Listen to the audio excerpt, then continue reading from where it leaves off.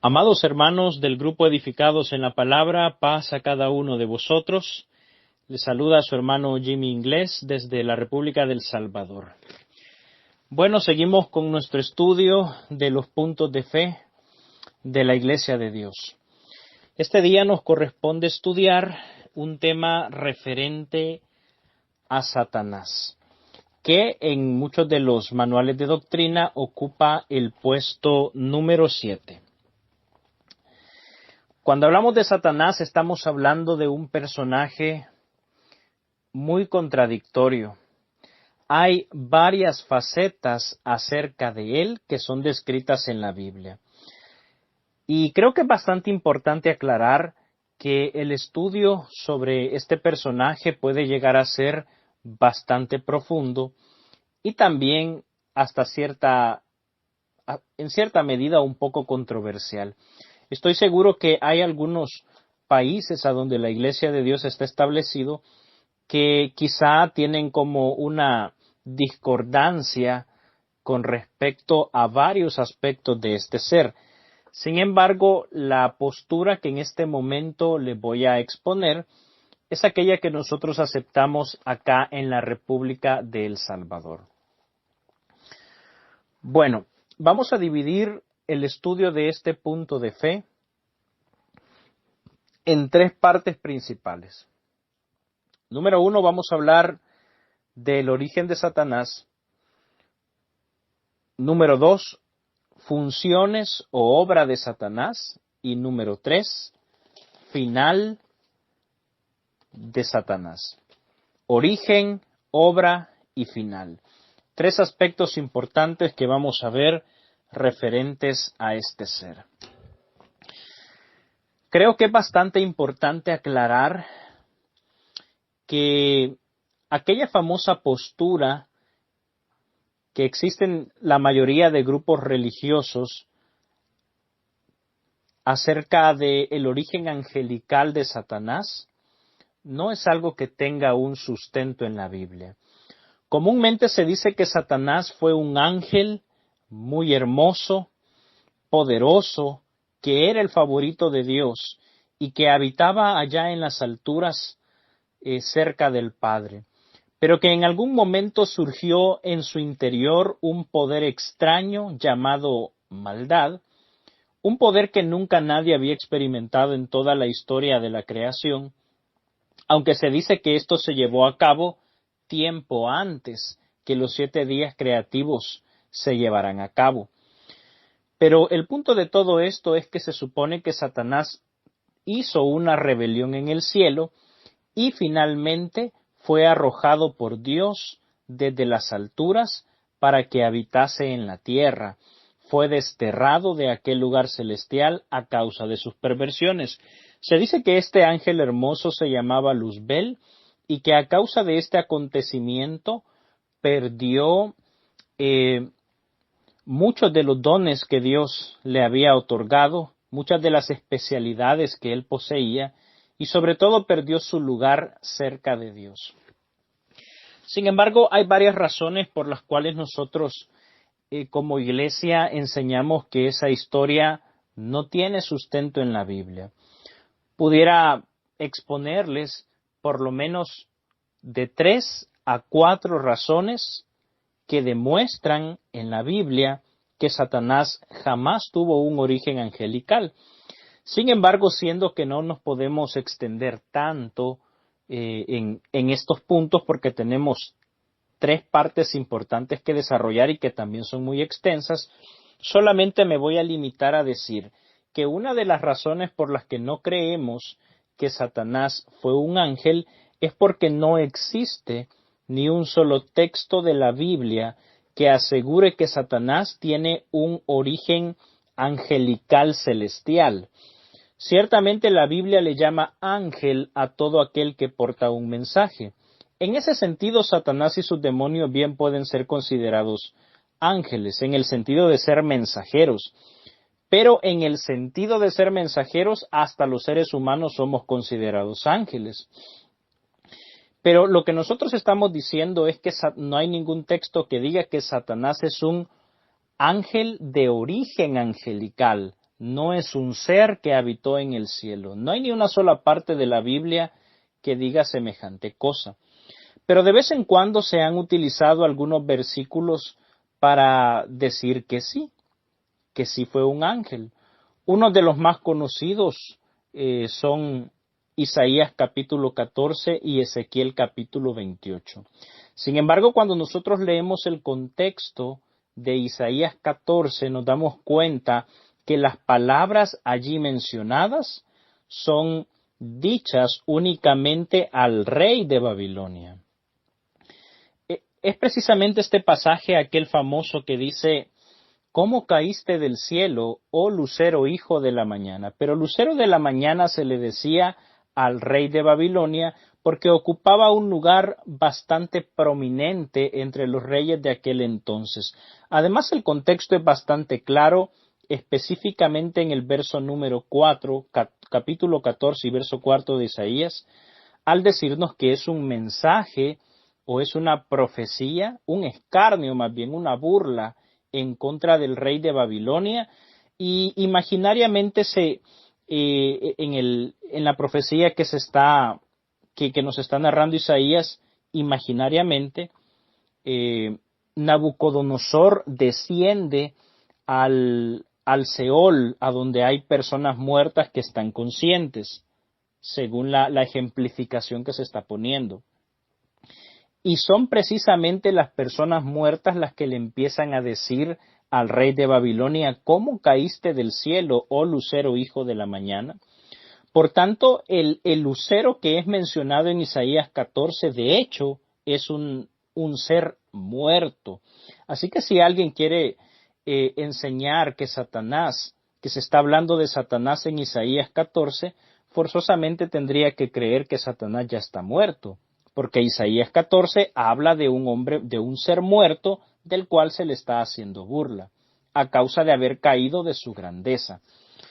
Cuando vamos a Ezequiel 28 encontramos algo sumamente parecido, y es que se utilizan en este rey, o en la persona de la que se habla en esta profecía, títulos como querubín protector, en el huerto del Edén estuviste, y esto ha llevado a algunas personas a creer que se está hablando de Satanás en esos versículos. Sin embargo, cuando vamos a Ezequiel 28, versículo 2, y específicamente al verso 12, nos damos cuenta que se le está dando esa profecía al rey de Tiro.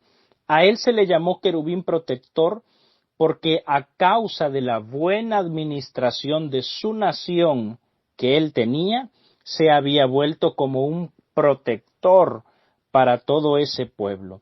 Y a causa de la gran cantidad de bienestar que estaba rodeada a esa nación, se le decía que él estaba en el Edén, dando a entender que estaba lleno de muchos beneficios.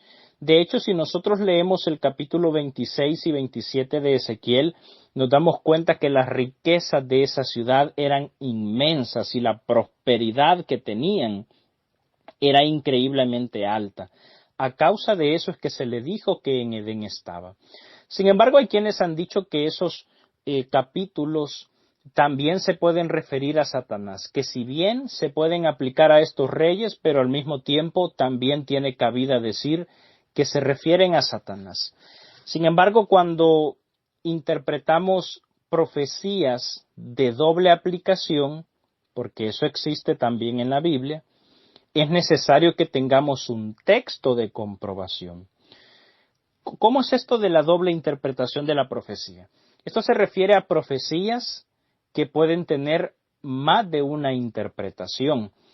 Por ejemplo, en el libro de Oseas, capítulo 11 y verso 1, se dice: de Egipto llamé a mi hijo. En el contexto se refiere a Israel, que es el hijo que Dios llamó desde Egipto. Sin embargo, cuando nosotros vamos al libro de Mateo en su capítulo 2, nos damos cuenta que esa profecía también se aplicaba a Jesús. Entonces nos damos cuenta que la frase de Egipto llamé a mi hijo tiene una doble interpretación. Número 1, a Israel, y número 2, a Jesús. Sin embargo, cuando las profecías tienen doble aplicación, hay un texto de comprobación, cosa que no existe con Isaías 14 ni tampoco con Ezequiel 28. Por tanto, decir que esas dos profecías, aparte de referirse a los reyes que el contexto menciona, también se refiere a Satanás, es una mala interpretación de los textos. Bueno, ¿qué decimos entonces referente al origen de Satanás? Como Iglesia de Dios en El Salvador, nosotros entendemos que todas las cosas tienen su origen en Dios. Apocalipsis capítulo 4 y verso 11 dice lo siguiente: Señor, digno eres de recibir la gloria y la honra y el poder, porque tú creaste todas las cosas, y escuche esto, y por tu voluntad existen y fueron creadas. Así que nosotros como iglesia nos damos cuenta que Dios es el originador de absolutamente todas las cosas y los seres que existen, y eso incluye a Satanás. Así que Satanás irremediablemente es una creación de Dios. Pero yo creo que en realidad no hay ni una sola persona que niegue que Satanás tiene su origen en Dios. Lo que quizá algunas personas han llegado a negar es que, o les cuesta entender, es que Satanás fue creado por Dios como un ser malvado para cumplir ciertas funciones en la creación de Dios. ¿Cómo podemos comprobar esto que venimos diciendo? Hay varios textos de los cuales podemos echar mano para entender este punto. Uno de ellos es Primera de Juan, capítulo 3 y verso número 8, que dice así: El que practica el pecado es del diablo, porque el diablo peca desde el principio. Es importante aclarar que la palabra principio que aparece en nuestras versiones en español es la palabra griega argé, que Juan la utiliza para referirse al primer instante de ser de algo, el primer momento de existencia de alguna cosa, y más específicamente se refiere a la creación. Eso significa que pudiéramos decir perfectamente que Juan está diciendo que el diablo peca desde que todo vino a la existencia. ¿Y cómo podía Satanás pecar desde que todo vino a la existencia? Bueno, necesariamente tenía que estar dotado de las capacidades para ejercer la maldad. Es por eso que nosotros enseñamos que Satanás fue creado malvado. De la misma forma nos basamos en otros textos como por ejemplo Juan capítulo 8 y verso 44. Este texto que les acabo de citar, Juan 8:44, posee una gran cantidad de información que nos puede servir para entender que el origen de Satanás es así como se los describí hace un momento. Sin embargo, por cuestión de tiempo, solamente me voy a basar en una frase. Y es que el texto dice que Satanás es homicida desde el principio. Y nuevamente la palabra principio es la clave para entender lo que quiso decir Jesús. Y como ya dijimos, Juan utiliza la palabra argé, que se traduce en nuestras Biblias como principio, para referirse al primer instante de ser de una cosa o a la creación. Así que Juan 8:44 significa que Satanás es homicida desde el mismo instante en que Dios trajo todas las cosas a la existencia. Nuevamente, eso significa que Él fue creado así, porque cuando las cosas comenzaron a funcionar, Él ya era un pecador. Ahora, ¿cómo puede ser homicida Satanás desde que todo vino a la existencia, si necesariamente tiene que matar a alguien? Bueno, nosotros encontramos en Primera de Juan capítulo 3 y verso 15 que no solamente podemos ser considerados homicidas por matar a alguien físicamente, sino con el simple hecho de odiar, ya somos asesinos. Es por eso que nosotros comprendemos que Satanás tiene un odio natural en su ser, maldad pura en su interior, y que a causa de eso, pudo ser considerado homicida, porque él ya tenía odio hacia la primer pareja que recién había sido creada en el tiempo del jardín del Edén. También tenemos como base Colosenses capítulo 1 y verso 16, que dice que Jesús, que Dios, el Padre, creó por medio del Hijo las cosas que están en el cielo y en la tierra, las que son visibles y las invisibles, pero luego agrega que también creó a los principados y a las potestades. Esto de principado y potestad no es más que títulos de gobernabilidad, de títulos de autoridad, digámoslo así.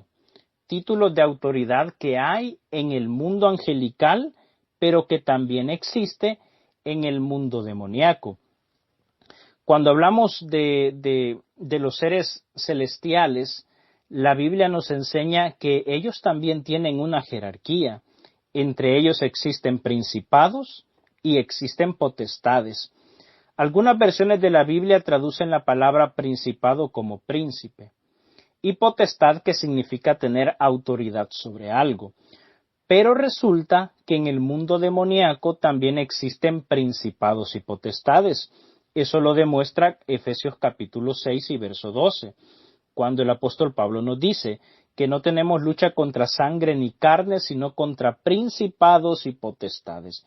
De manera que cuando Colosenses 1:16 nos dice que el Señor creó a los principados y potestades del cielo, que son los angelicales, y de la tierra, que son los demoníacos, entendemos que significa que Dios creó también a seres malignos con la capacidad de ejercer puestos de gobierno. En este caso, el puesto de ser un príncipe de las tinieblas o de ser un gobernador o una potestad.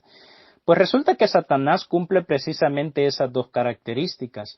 Efesios capítulo 2 y verso 2 dice que el diablo es el príncipe, o sea, un principado, de la potestad del aire, o sea, que también es una potestad. Así que siendo que Satanás es un principado y una potestad, Colosenses 1:16 también incluye su origen, y se nos enseña que él fue creado así, como un principado y una potestad. Finalmente tenemos como último texto para demostrar el origen de Satanás, Génesis capítulo 3 y versículo 1, que nos enseña que la serpiente, o sea, Satanás, era la bestia del campo más astuta que Jehová Dios, dice el texto, había creado. Por tanto, Génesis 3:1 es bastante claro en declararnos que Dios creó a Satanás, y vemos que el texto aclara que no fue creado como un ángel, sino como un ser similar a una serpiente, refiriéndonos así que fue creado con una astucia maligna, con capacidad de dañar, y no como un ángel de perfecta moral, como a veces la tradición lo enseña. Por tanto, cuando nosotros revisamos la Biblia nos damos cuenta que el origen de Satanás está en Dios y que fue creado siendo malo para cumplir ciertas funciones en la creación de Dios. Ahora, ¿qué funciones cumple Satanás en la creación? ¿Con qué objetivos Dios lo trajo a la existencia? Eso lo vamos a ver precisamente en la parte 2 de este estudio, que habla sobre la obra de Satanás. Hay algo muy importante que debemos decir antes de iniciar con esto de la obra de Satanás. Y es que, como nos pudimos dar cuenta, nosotros como iglesia no creemos que exista una dualidad. ¿Qué es una dualidad? Dualidad se le llama a una doctrina que, por cierto, es enseñada por las religiones zoroastristas, que enseña que el bien y la maldad están en una constante batalla por una vencer a la otra. Y nosotros como iglesia no enseñamos eso. Nosotros decimos que Dios es el ser supremo de la creación, que Él es soberano y que no hay nadie que tenga un poder comparable a él, ni que tampoco le pueda hacer guerra o intentar hacerle daño, porque él es demasiado superior a todo lo que existe, sino que Satanás fue creado para cumplir funciones dentro de su creación. Así que nosotros vemos en Dios un ser superior a todo lo que existe y a Satanás como un ser que tiene que cumplir ciertas funciones en todo lo creado. Ahora, habiendo aclarado esto, hablemos un poco de la obra de Satanás. Aquí hay bastantes aspectos que tocar. Pero quiero decirles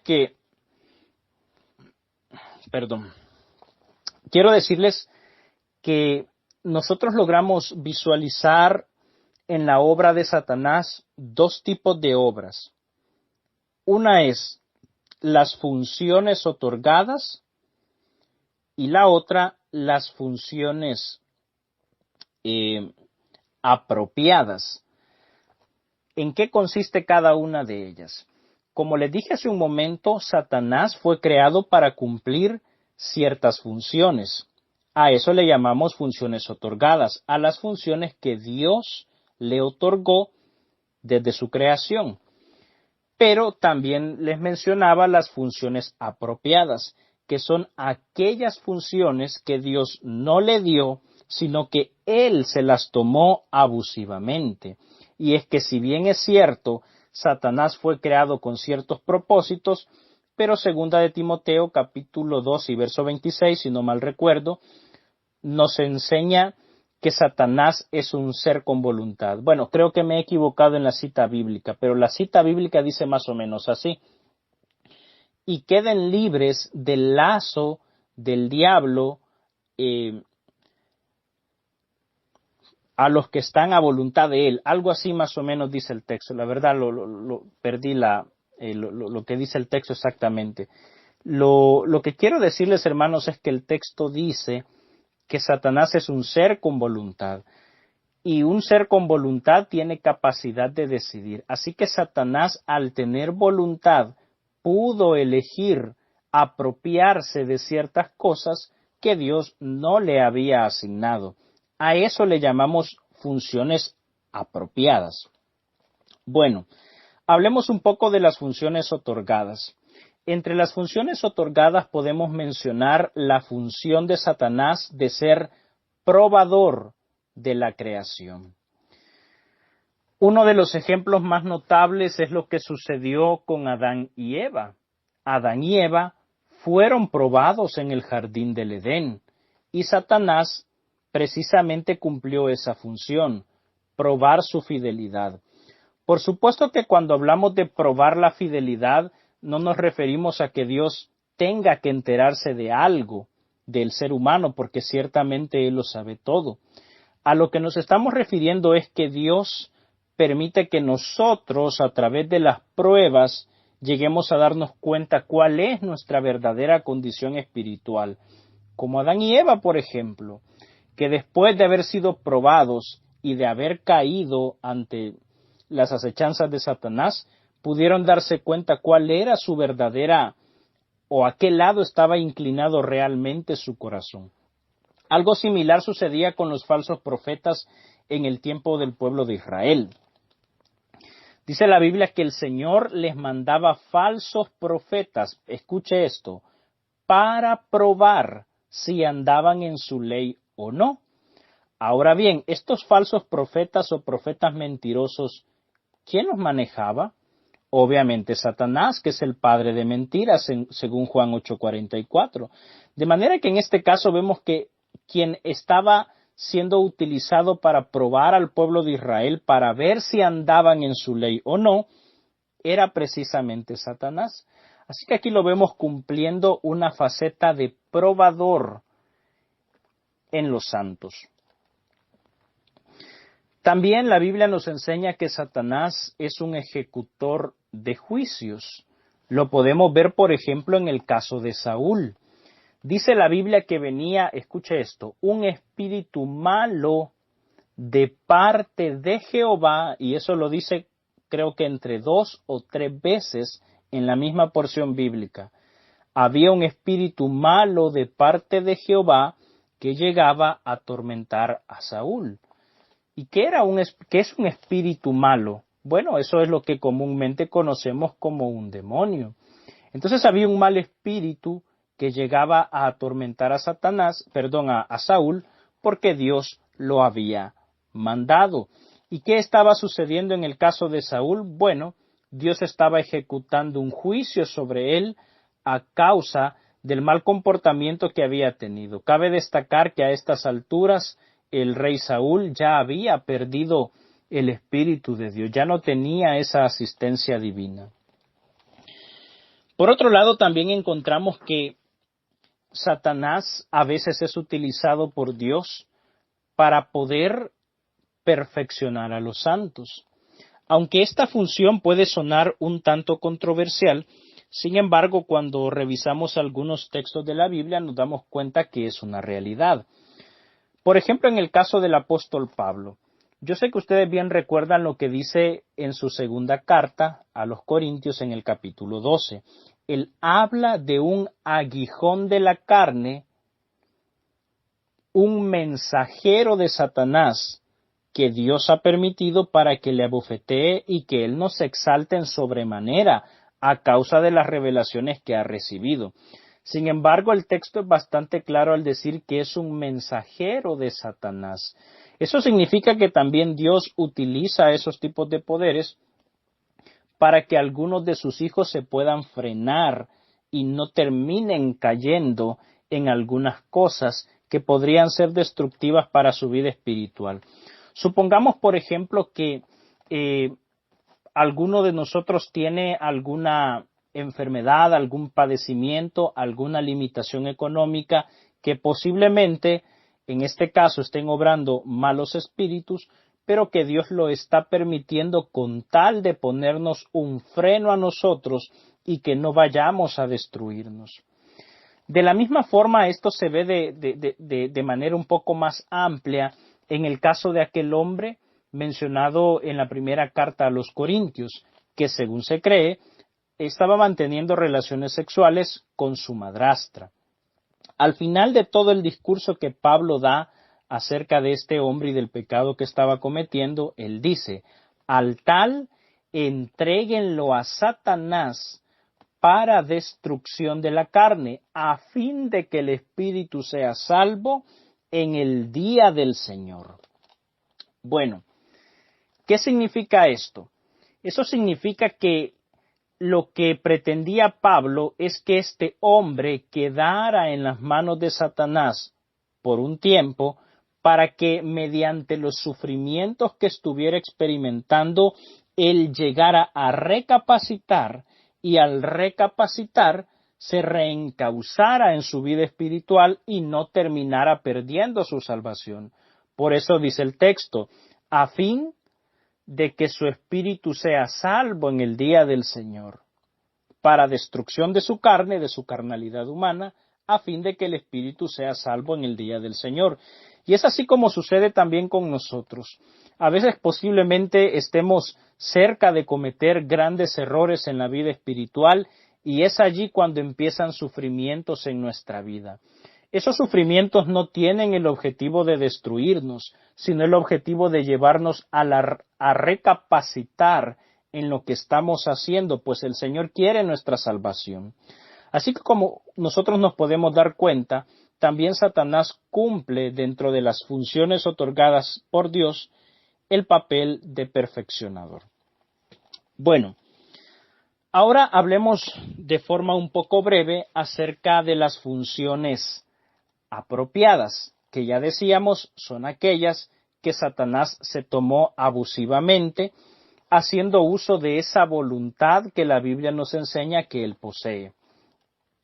Ahora bien, una de esas funciones apropiadas es la de ser Dios de este siglo. Claro, Satanás quiere ser adorado por las personas. Incluso tuvo la osadía de pedirle al Hijo de Dios que lo adorara, allá en Mateo capítulo 4. porque Satanás es un ser que quiere sentirse como un Dios, a pesar de que solamente es una criatura de todo lo que existe, pero no tiene la facultad, ni el papel, ni la función de ser Dios, sino que Él se ha atribuido eso. De manera que incluso hoy en día existen religiones que se encargan del culto exclusivo a Satanás, lo que se conoce como las iglesias satánicas. Pues este papel de ser Dios de este siglo es una función o una obra de la que Él mismo se ha apropiado, no es algo que Dios le haya otorgado.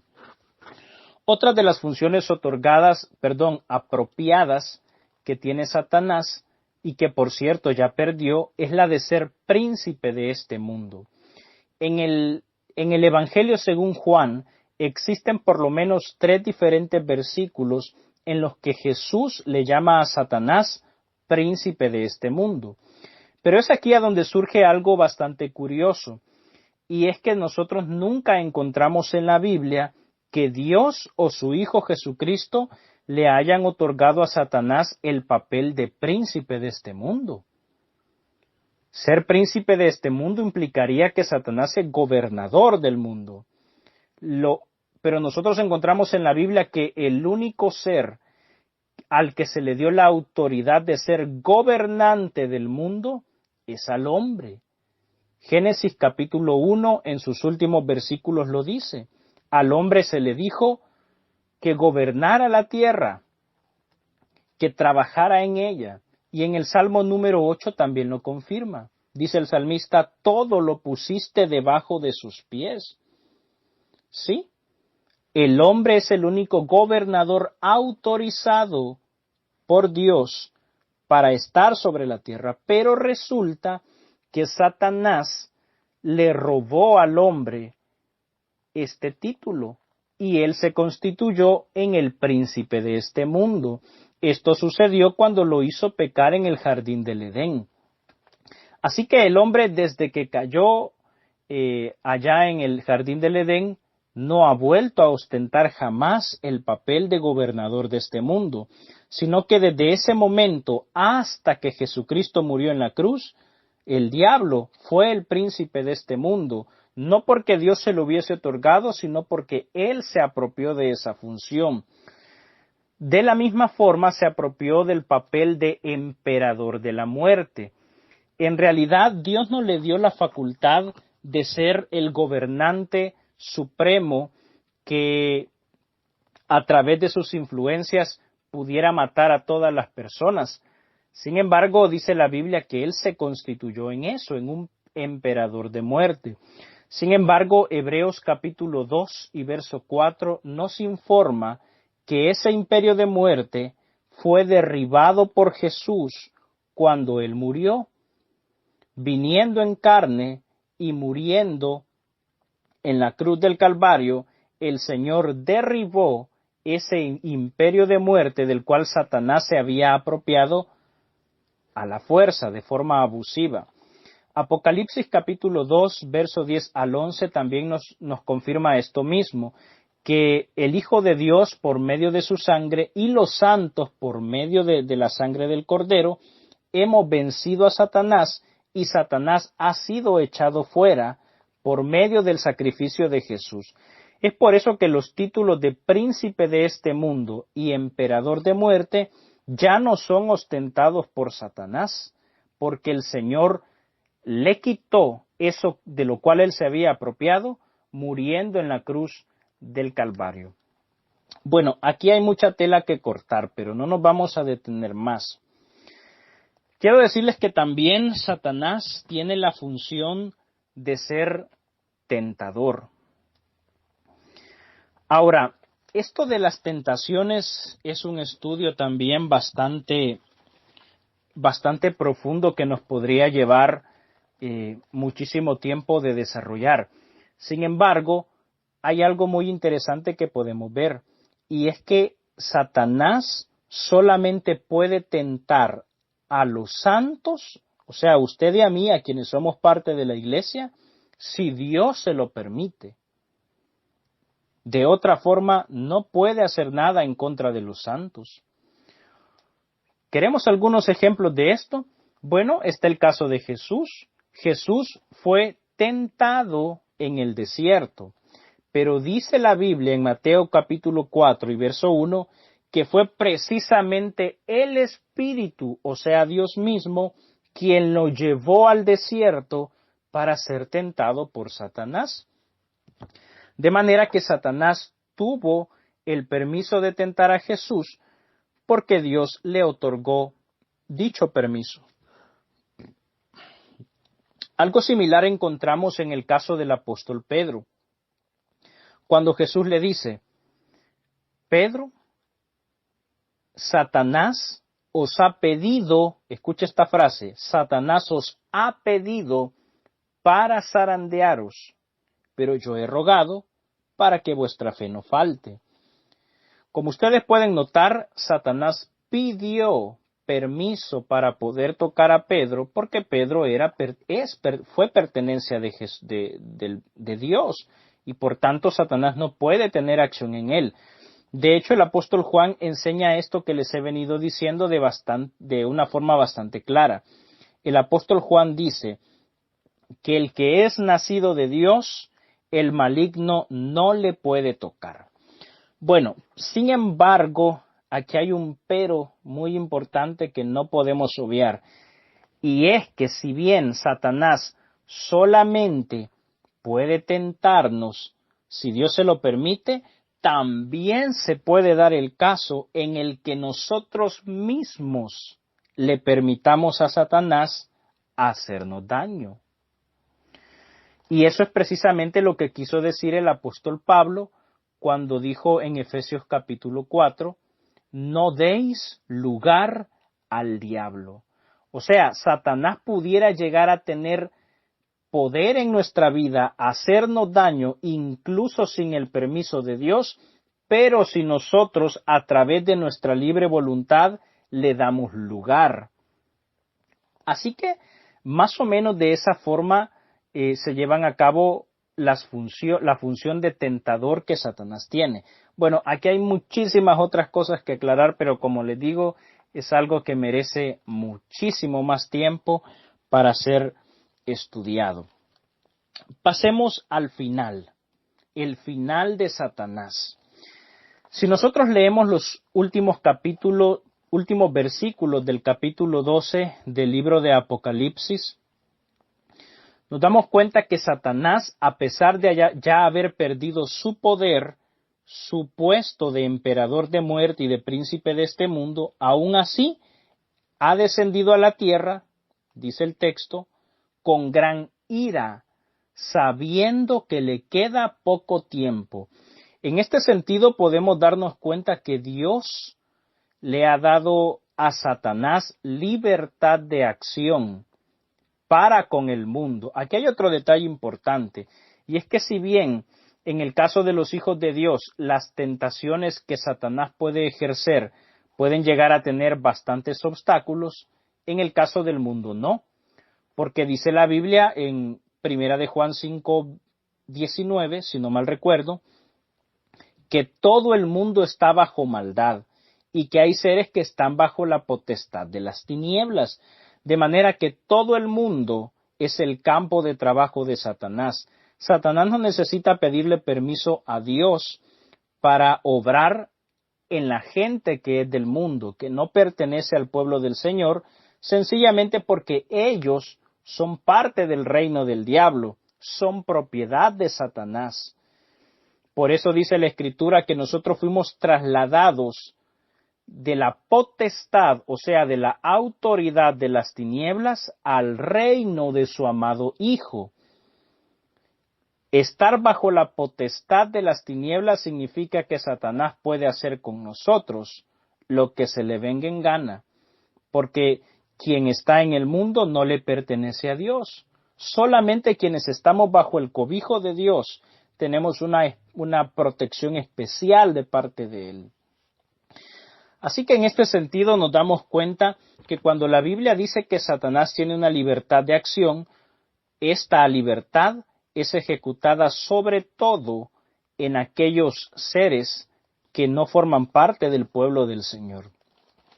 Sin embargo, lo que nos debe dar más esperanza es recordar que dice Apocalipsis 20:10 que Satanás va a ser destruido en el lago de fuego.